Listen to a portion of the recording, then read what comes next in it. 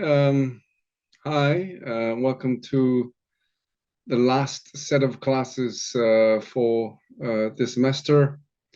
And the topic is economic development. Let's say I saved the best for last. I say this because I think it's a very important topic about understanding Korean society. And its economic achievement sort of is something that makes Korea an attractive country. Okay, I talked about soft power when I talked about Hallyu, and it's not just Hallyu that makes Korea attractive, but the fact that Korea has emerged from the ruins of war and poverty and poor standard of living to be one of the economically developed nations in the world today. So as I will show you in this particular lecture, and I named it Economic Development of Korea, Miracle on the Han River. And I think it's fitting that we call what Korea achieved as a miracle. And I'll explain to you in greater detail in these two lectures on economic development of Korea. So if my voice is not sort of robust, that's because I caught a cold and it's really getting to me now. So I think it's good that I get to finish recording these lectures before my cold gets worse. Anyway, the lecture outline goes like this. So I talk about Korean economy as sort of an introduction, like it's sort of achievement. And then I talk about the factors for Korea's economic success, including international factors, the role of the government, the role of culture, specifically referred to Confucianism, the role of Korean workers, the role of nationalism, role of timing. Wow, there are quite a few factors that I have to talk about. And then I briefly talk about the implications, like can Korea's success be duplicated elsewhere? I probably will just skip conclusion. But anyway, first part, the Korean economy, brief overview. Simon Kuznets, the 1971 Nobel Prize laureate, said that, to quote, there are four kinds of countries in the world. There are developed countries, underdeveloped countries, Japan, and then there is Argentina. I think he singled out Japan and Argentina because Japan at the time was the only country in Asia that was developed. And he also referred to Argentina because Argentina stands as the only country in the world that sort of fell from being a developed country to a developing one. At the turn of the 20th century, Argentina was, I think, one of the top 5 or 7 countries in the world in terms of its GDP, in terms of its per capita GDP. So, but now Argentina's economy is not even in the top 30 countries, if not lower. Anyway, I have this, I sort of wanted to include this quote because I wanted to say the following, and that's this. Perhaps it is better to say, quote, there are five kinds of countries in the world. There are developed countries, underdeveloped countries, Japan, Argentina, and then there is Korea. And I mean, I sort of made this up, right? Because Korea's achievement is really unique. And I'll explain to you. So keep this in mind, this particular sort of adulterated quote, okay? And again, what I'll have to explain justifies this changed quote, okay? And if I say what I mean by the second quote, I think I'm jumping ahead too much. So you'll understand what is meant by this second quote after I go through the rest of the stuff under brief overview. Anyway, there are 4 Ds that characterize Korea: division, dictatorship. You know, Korea was under a dictatorship for several decades. Democratization, so Korea became a democracy. And fourth, development. So focus of today's class is the fourth D, namely development. Korea's total GDP in 2021 was $1.8 trillion, and that's the 10th largest in the world. And as you can see in this particular table, you can see Korea right after Canada. So if you can see this table, that Korea is actually ranked. Let's see, 1, 2, 3, 4, 5, 6. Okay, it's ranked 8th if you just count the ones. Anyway, let's just say that Korea has high hopes that it could be included in the G7 in the next few years, okay? Because it feels that it can take over Canada and maybe Italy if its economy performs well or better in the next few years, okay? Then it'll become part of G7 instead of either Canada or Italy, okay? Korea's total GDP in 1953 was 1.35 billion. So if you can do some mathematics, you know that Korea's GDP jumped nearly 1,400 times from 1953 to 2021. So I don't know if you could come up with another country that has experienced this kind of a remarkable economic development, okay? There may be richer countries, but just looking at from 1953 to 2021, I'm sure Korea stands alone when it comes to having achieved just amazing economic success. So you can see how, this is a really nice figure that shows you how Korea's GDP from, again, 13.5 billion to over 1.8 trillion dollars. Okay. And this is per capita GDP of Korea and Japan from 1960 to 2021.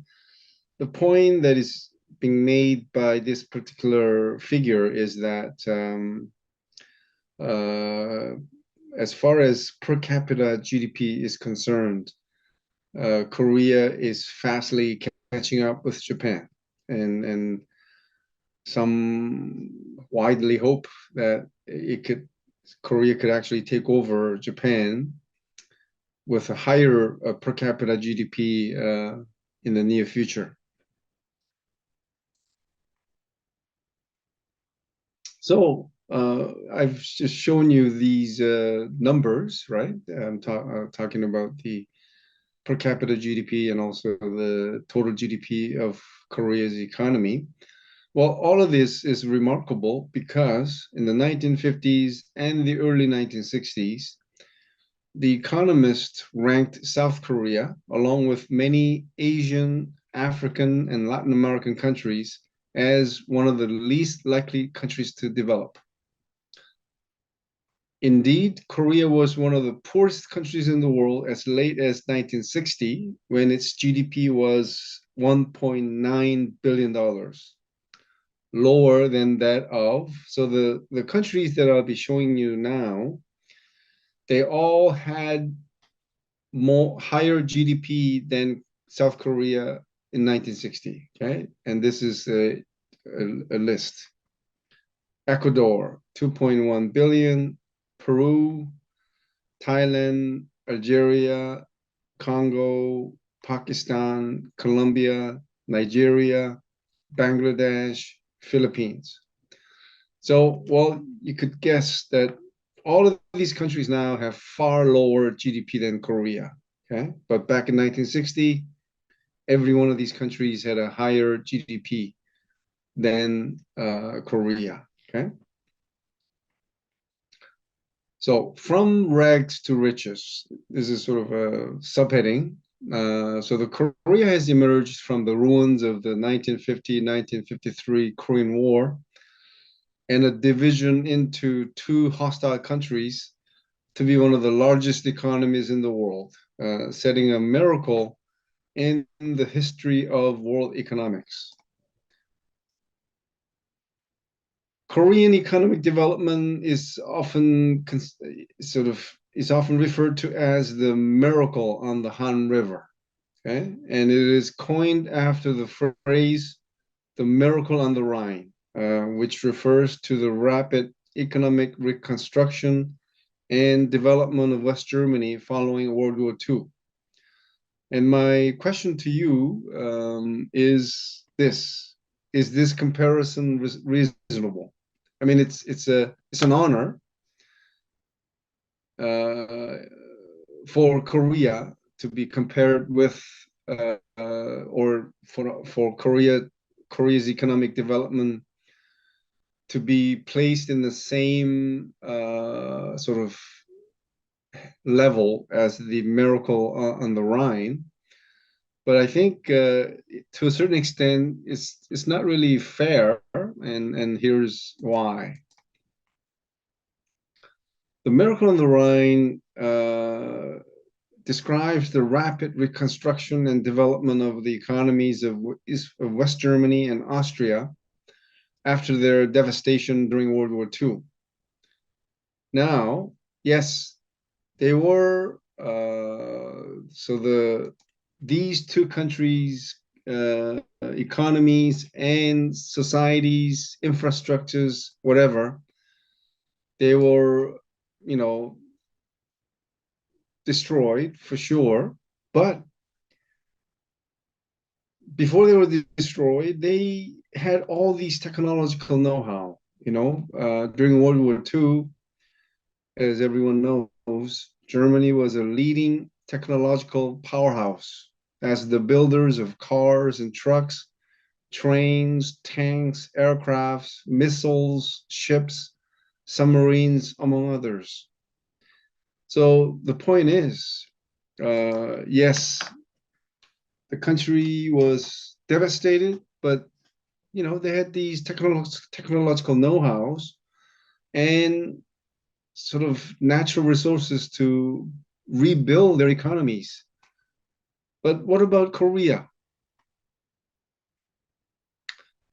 South Korea, in contrast, started from scratch with very little natural resources and technological know-how, if any. Korea launched its industrialization drive from the early 1960s, meaning that it took some 60 years to industrialize.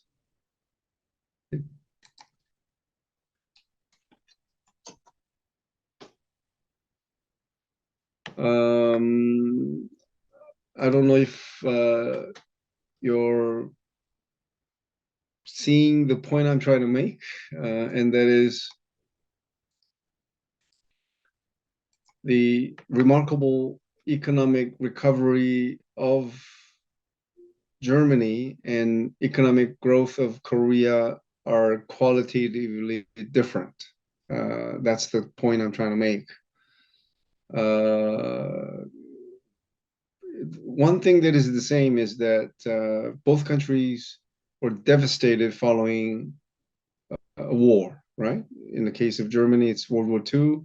In the case of Korea, Korean Civil War. But how each country was able to overcome adversity and to rebuild its economy, both the two countries were in totally different situations, okay? And maybe I'm saying this from a Korea-centric view, but I think if I could say this, I think maybe it was more difficult for Korea to achieve what it did, because again, it had no knowledge, no technological know-how, no natural resources to rebuild it, because it was no rebuilding, it was building from scratch, okay? Anyway, another noteworthy fact about the Korean economic miracle is that in July 2021, the United Nations Conference on Trade and Development changed Korea's status from a developing country to a developed country. You know why this is remarkable? Because Korea became the first and only country in the history of the UNTAC and the history of the UN to be officially recognized for such economic development. You know, joining the ranks of other industrialized countries such as the US, the UK, Germany, France, and Japan. So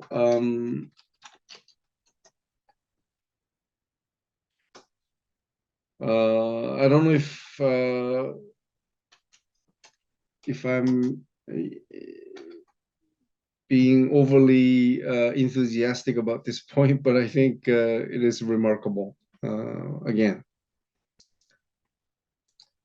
Korea is also the only country to transform from a recipient country of official development assistance to a significant donor. In 2020 alone, excuse me, Korea provided $2.25 billion in foreign aid. So again, this is another first, meaning, you know, Korea is the only country to transform from a recipient country of official development assistance to a significant donor. Okay.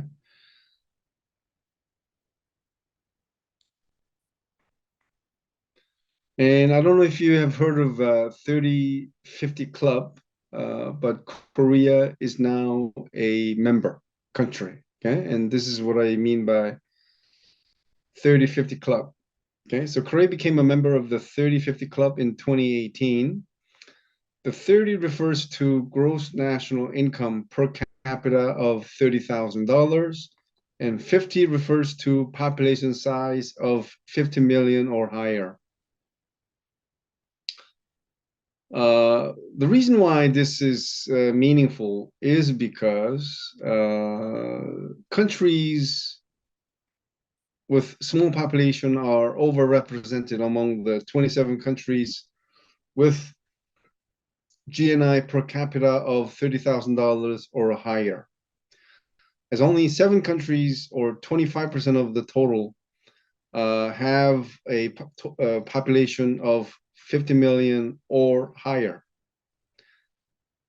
Korea's GNI per capita reached the 30,000 mark for the first time in 2018, joining the 30-50 club as the 7th member. And do you know what the other 6 member countries are? They are US, UK, Germany, France, Japan, Italy. And again, Korea became the 7th member country of the 30-50 club. Okay, so here we go.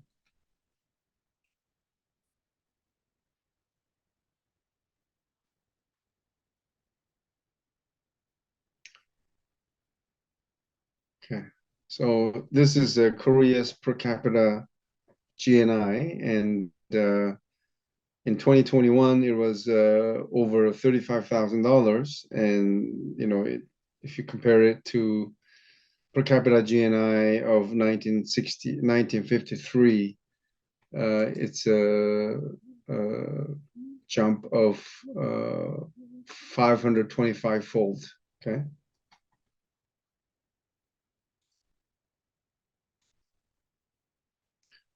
So I don't know if I showed you this, but if you look at the red/pink color shaded box, that's the US. So the US economy accounts for 1/4 of all the economy in the world, or of all the GDP in the world. Okay, so this clearly shows you how the USA is, simply the most powerful economically powerful country in the world. So this is an interesting figure too, right? So each state is so big as far as the GDP is concerned that, for example, the state of New York is equal to Korea's GDP, for example. So there are only 5 countries which have a bigger GDP than California, and that's US, China, Japan, Germany, and United Kingdom. Okay.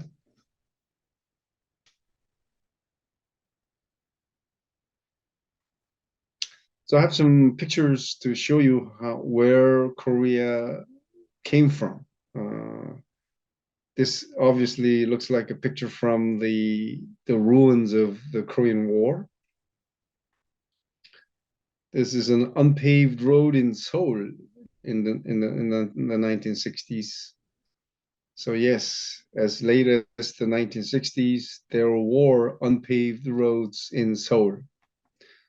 This is Cheongyangni. Cheongyangni is nearby the university campus, and this is what it used to look like. And this is Namdaemun Market in the 1950s. This is Namdaemun Market today, or near the Namdaemun Market. This is Jongno Street in downtown Seoul, and this is Jongno today. This is Seoul Station in the early 1960s. This is Seoul Station today. And the most shocking picture, I would say, is this. This is Cheonggyecheon in the 1950s, and this exact same place looks like this now. You see like a sort of stream in the middle part? That's Cheonggyecheon. Okay, same place as this.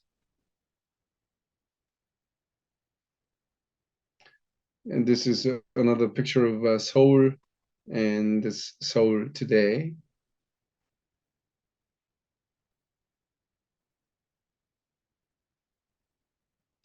People lining up to use public phone in 1970. See, back in 1970, if you had a phone line at home, your family was considered to be rich. Okay, and just to use a public phone, you really had to line up and so on.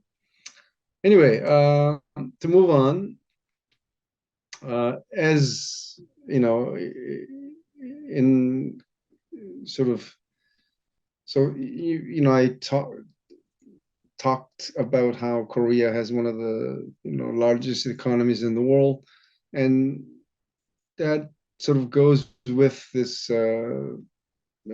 slide, which talks about Korea being a major exporter in the world economy.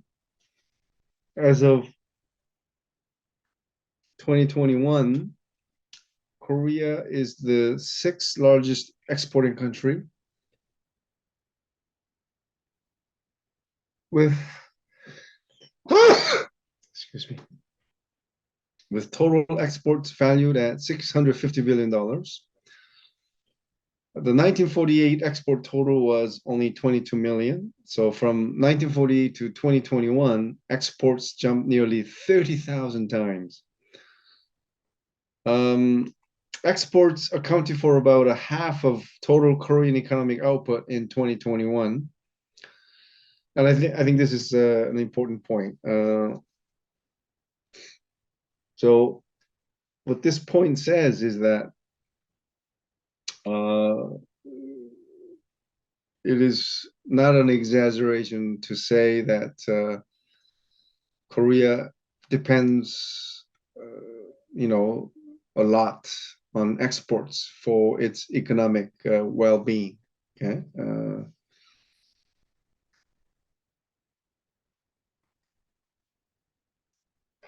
Top 15 export items of Korea are as follows. So semiconductor, followed by machinery, petrochemical, automobile, petroleum products, steel, and so on. Okay. I sort of mentioned in passing when I talked about Hallyu, right? So I won't spend too much time on this. So this is from 2018, the world's top exporters, China number 1, USA number 2, Germany number 3, and number 4, Japan? Anyway, Korea is number 6. Korea is also one of the world's largest importers. As of 2021, Korea is the world's 8th largest importer, with imports totaling $615. And largest importer in the world, it's the USA. And so I have a figure showing the world's biggest importers in 2018. Number 1, US at $2.6 trillion. Again, this is from 2018. Number 2, China at $2.1 trillion. Number 3, Germany. So the major exporters tend to be also major importers. Okay.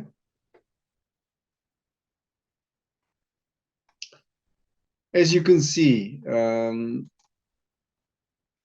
Korea has transformed from one of the poorest countries in the world to an economically advanced nation in a relatively short span of time. And Korea is one of the very few countries, if not the only one, to do so in the 20th century. The question is, what are the factors that facilitated the remarkable economic development of Korea? More specifically, what are the domestic and international factors from the 1960s to the 1980s that set the stage for the country's transformation into one of the leading economies of the world today? Also, can Korea's success model be duplicated elsewhere today? Okay, so these two questions are what I'll be trying to address in the remaining lectures. Okay, so here are, and if you can remember from the lecture outline, the answers are there, right? So factors which account for the economic growth of Korea include, first, international factors, the role of the Korean government, the role of culture, Confucianism, role of Korean workers, the role of nationalism, the role of timing. Okay, so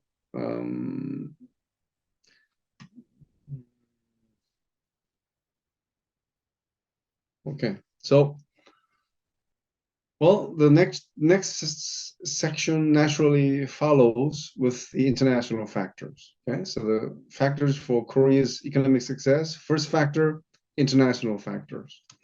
So if I was in class talking about this, I would have asked you what international factors you could think of, but you know, now in this context, I can just talk about you know, what I have prepared. There are four international factors. First is colonial development. Second, the U.S. aid. Third, the normalization treaty between South Korea and Japan in 1965.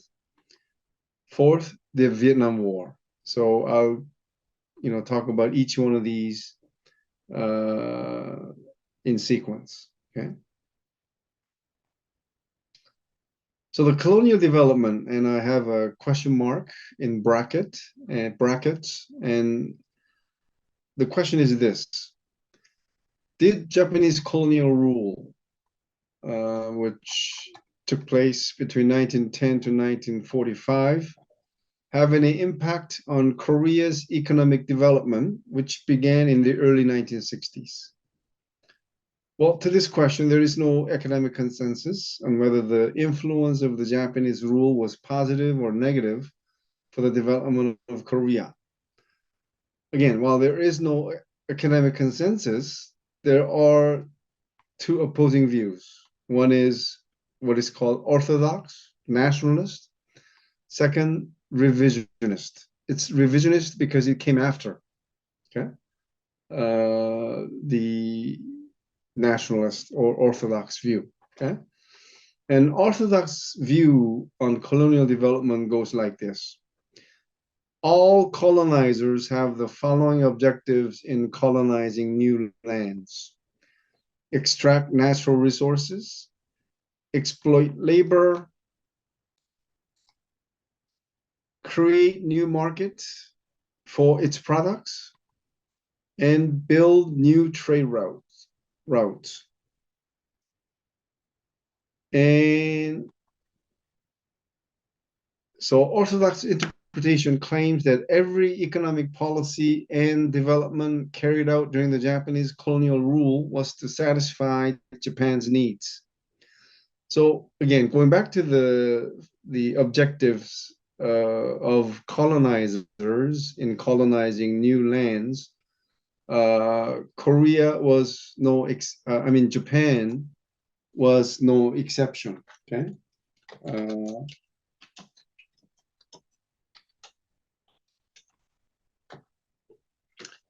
Its colonization of Korea was not to, industrialize Korea. It was to simply exploit Korean labor, to extract Korean natural resources, and no more. Okay, that's what the orthodox interpretations argue. Okay, and every policy or economic policy during the Japanese colonial period was to, again, to satisfy Japan's needs. Okay, for example, construction of transportation infrastructure was to exploit resources such as foods, raw materials, and mineral resources. No more. Again, if you look at former colonies anywhere in the world, the colonizers all built roads, built ports. Why?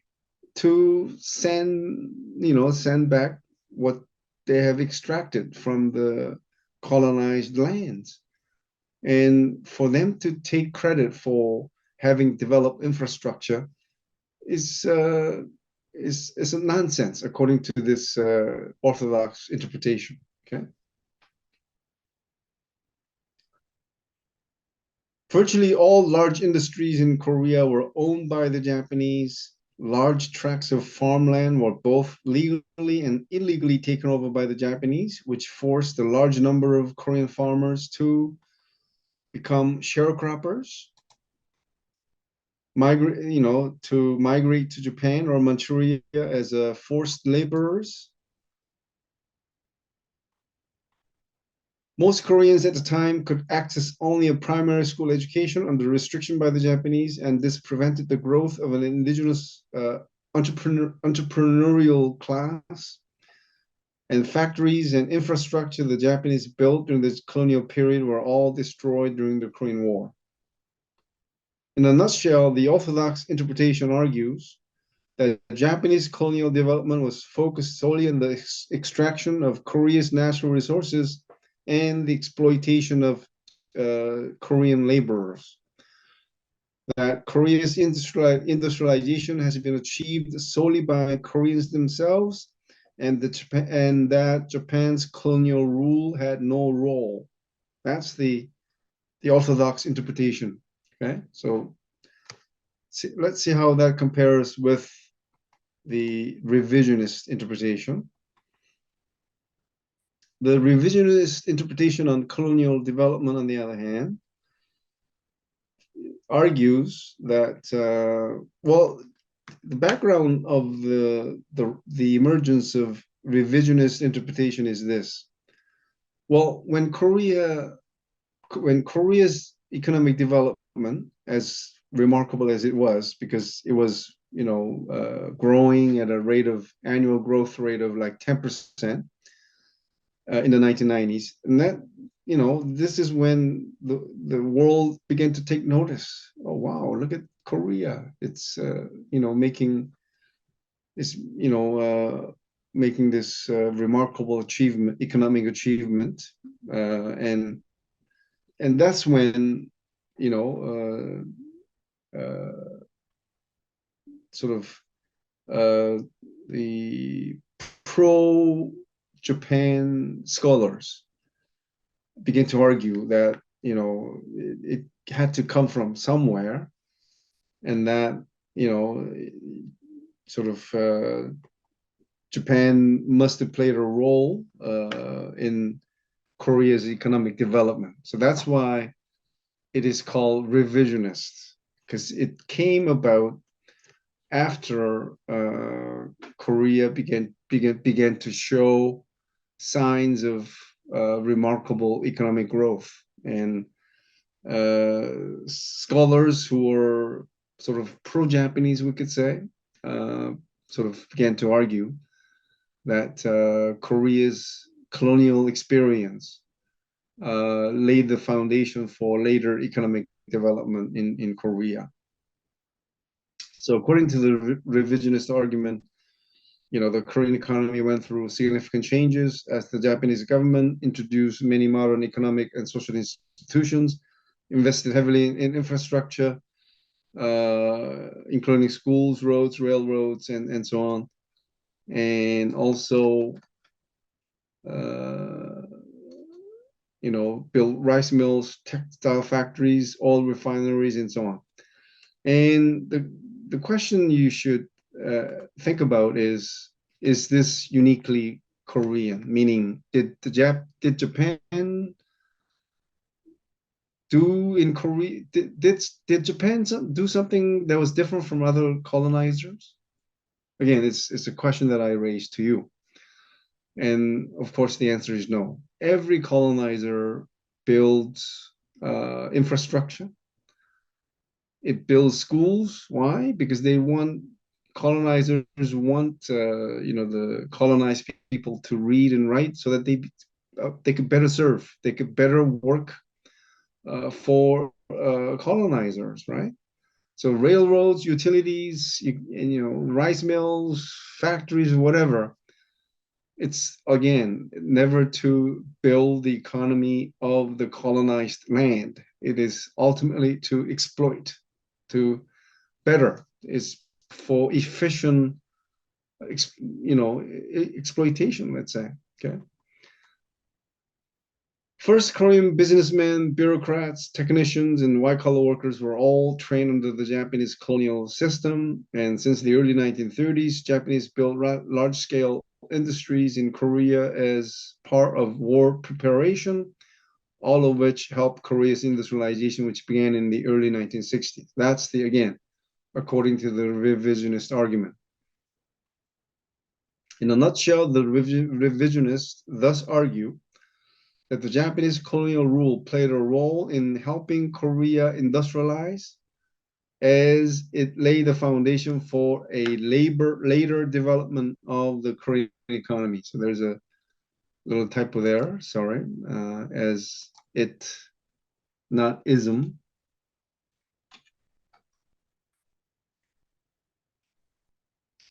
So I'm not gonna ask you to take sides here, but you should know for sure that there are two sides to the argument, and one which argues that it's all Koreans doing. Okay, Korea's economic development is achievement of Koreans alone, while opposing argument is that the Korean economic development has been built on the sort of Japanese colonial development experience. Okay, so those are the arguments.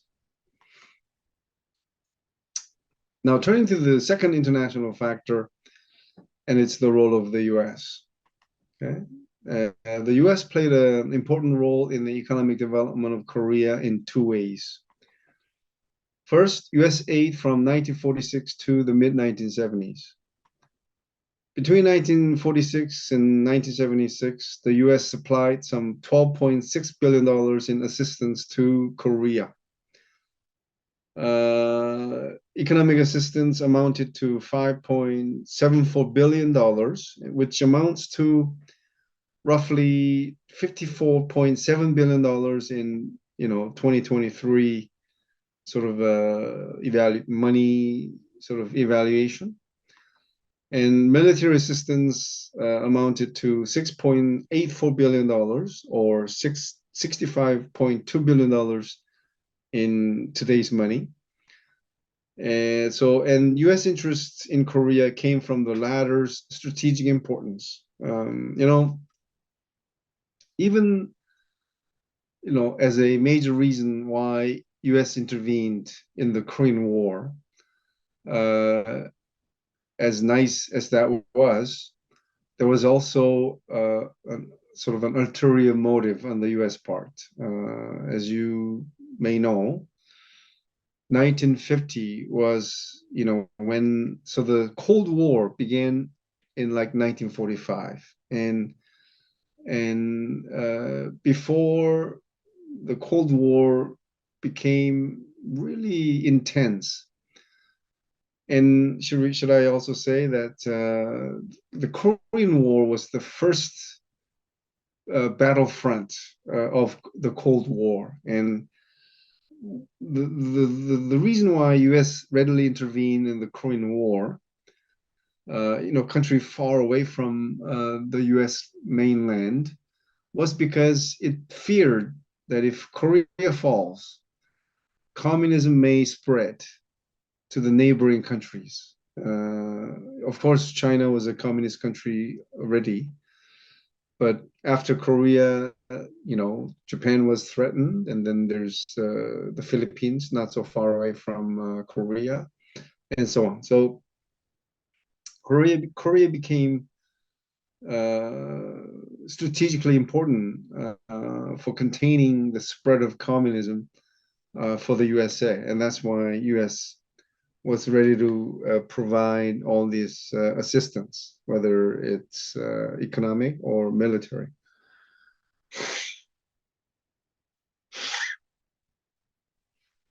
Excuse me. So this is a chart that shows U.S. aid to South Korea from 1946 to 1976. You may ask, 1946 makes sense, but why let's stop at 1976? because it stopped in 1976. You know, from 1976 on, U.S. no longer provided Korea with any aid. Okay. Okay. All right. To move on. Question: which two countries received more aid than Korea during the same period? Well, the answer is this. It's Vietnam and Israel. Okay.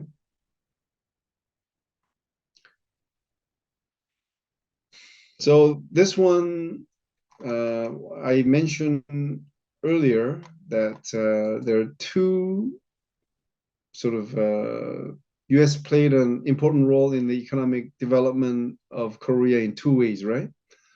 So one way was the U.S. aid, but second way was the trade privileges given to Korea. Okay, so let me see.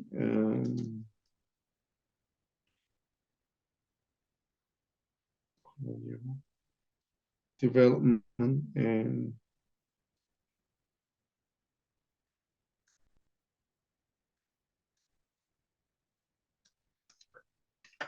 so again, I mentioned earlier that there are two ways that USA helped Korea, right? Again, one was US aid. The second way that US helped Korea was to give trade privileges to Korea, and this is how it happened. The US government believed that a strong capitalist economy would serve as an effective anti-communist strategy. So the US gave South Korea an unlimited and privileged access to the US market. Okay. And at the same time, the US accepted South Korea's protectionist policies as necessary part of the growth process.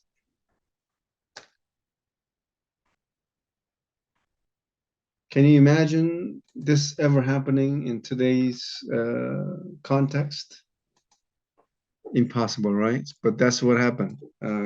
Korea, for about 2 decades, had full access to the US economy while upholding protectionist policies for the Korean market, meaning Korea was allowed to keep out all the competitive products. Okay. And that's why so the US approved protectionist policies of Korea kept the most popular items in the world at the time out of the Korean market, including Sony television, Brown transistor radio. So can you imagine the kind of opportunity that Korean firms and their products had? You see, for about 20 years, the well-known Korean conglomerates like Samsung, Hyundai, LG, they had monopolies on the Korean market, whether it's toothpaste or sugar, radio, television, everything they made, they had monopolies in the Korean market. Okay? And that made the big difference in helping boost Korea's chance of becoming a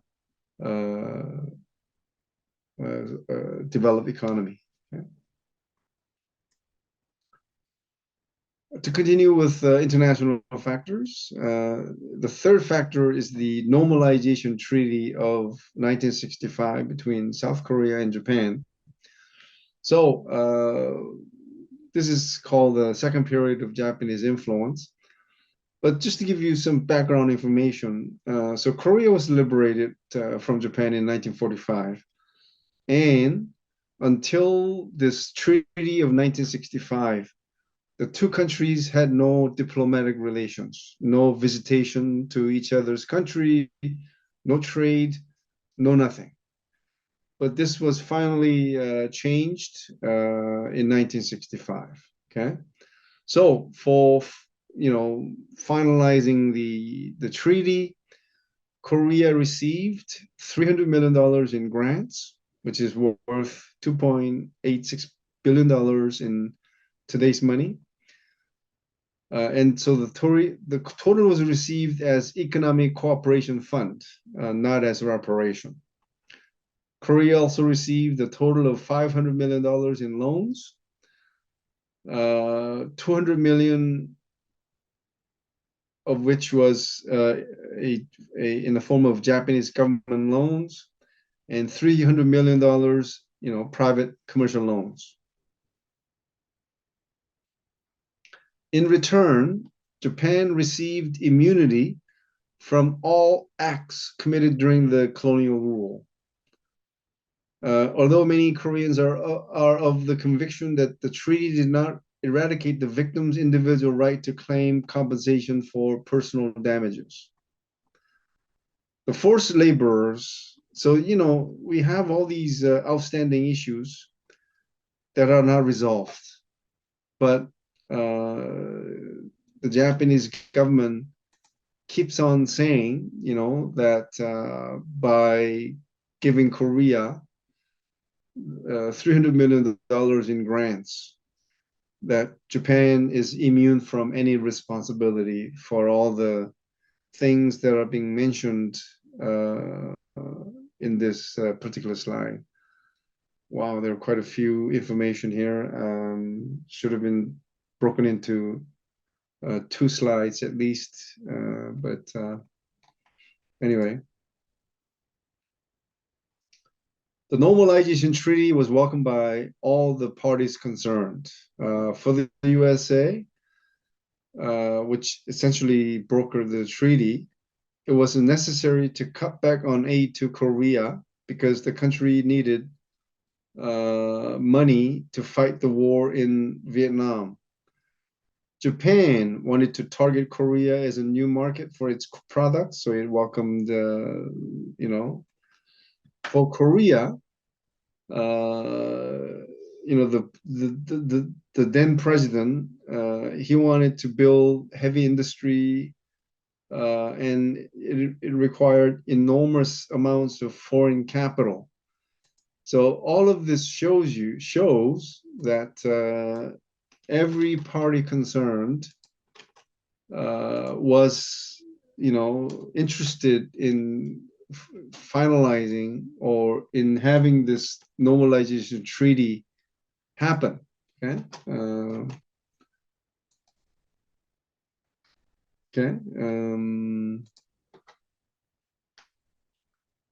I don't know if I should Park Jung-hee's.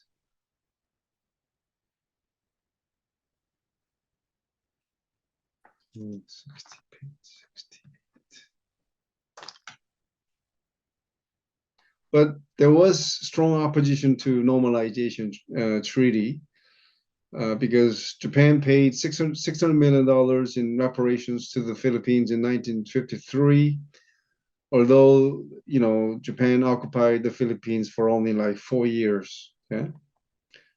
Between the mid-1960s and the end of the 1970s, Japan became one of the top trading partners with South Korea and #1 investor in Korea.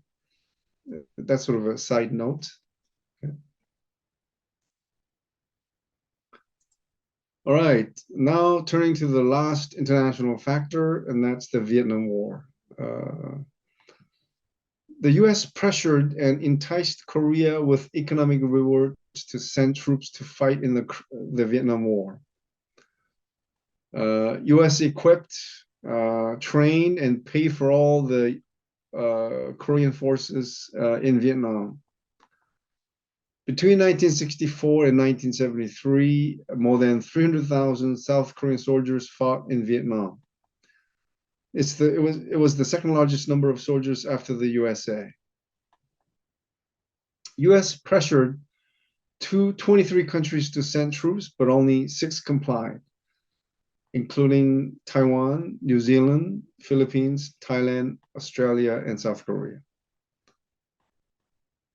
In addition to sending the largest number of troops among the Allies. What is noteworthy about the what is noteworthy about South Korea's participation in the Vietnam War is the timing. Okay.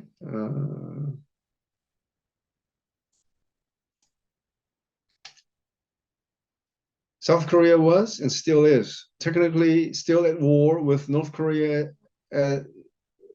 With South Korea was and still is technically still at war with North Korea, as the Korean War ended with an armistice instead of a peace treaty. Okay, and South Korea was under a constant threat of another invasion by North Korea. So the points that are being made in this particular slide is this.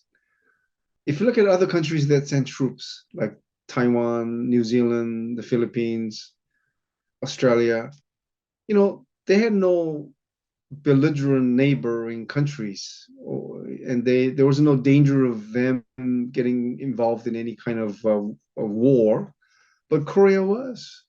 We're talking about the 1960s when North Korea was a very unpredictable belligerent neighbor, and Korea still sent troops. So that was quite unexpected. Okay? A reason the US particularly pressured Korea and other Asians to send troops to Vietnam was to silence international criticisms against the US for engaging in a war it had no business in. The Vietnam War was branded as a race war between the whites and Asians at the time. With the participation of Korea and other countries in the war, it became more international war. Anyway, I have some pictures to show you how the troops that were sent to Vietnam were sent with great fanfare, okay? All for the propaganda purpose that these soldiers were fighting in the Vietnam War for the good of the country, okay? So here we go.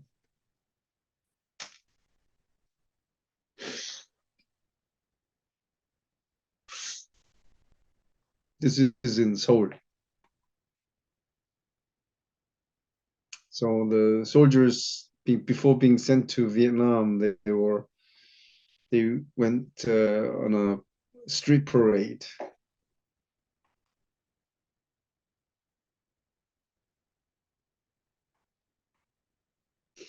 The economic benefits for Korea's involvement in the Vietnam War were obvious, as the following data show.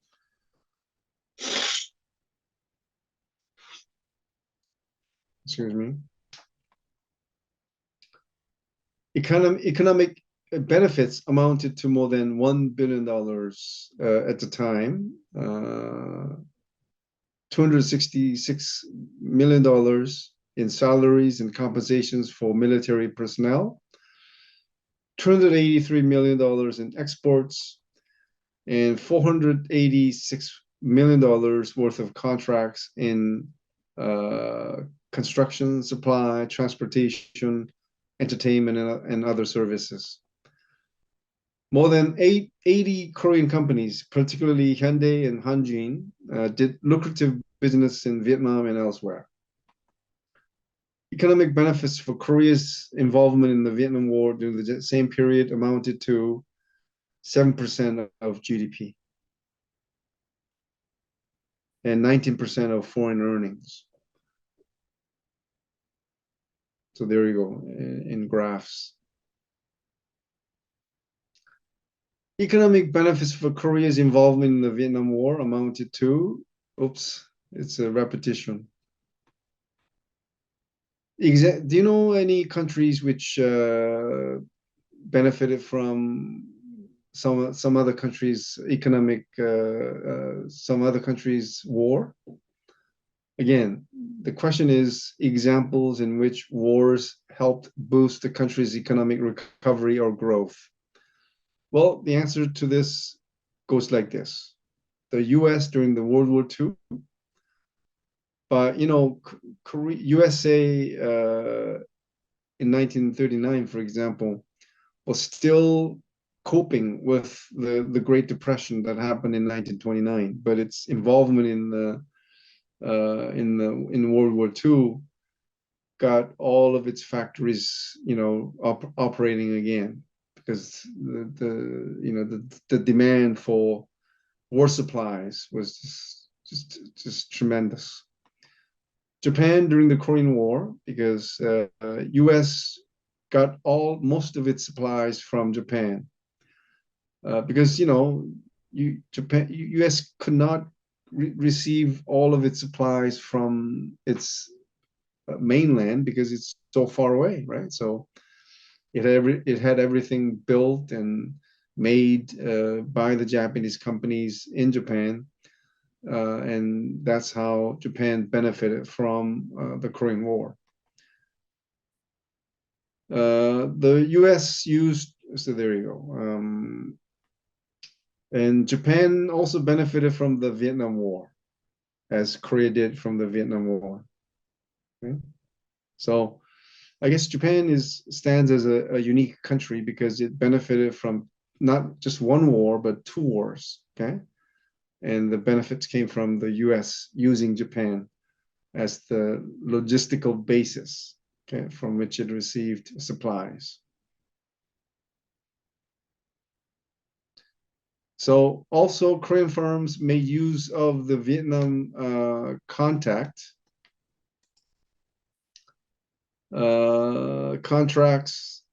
and experience to expand into the international construction business. For example, the Middle East construction boom. Between 1974 and 1979, Korea's top chaebol took home about $22 billion in construction sales. All right, let's take a break now. Thank you.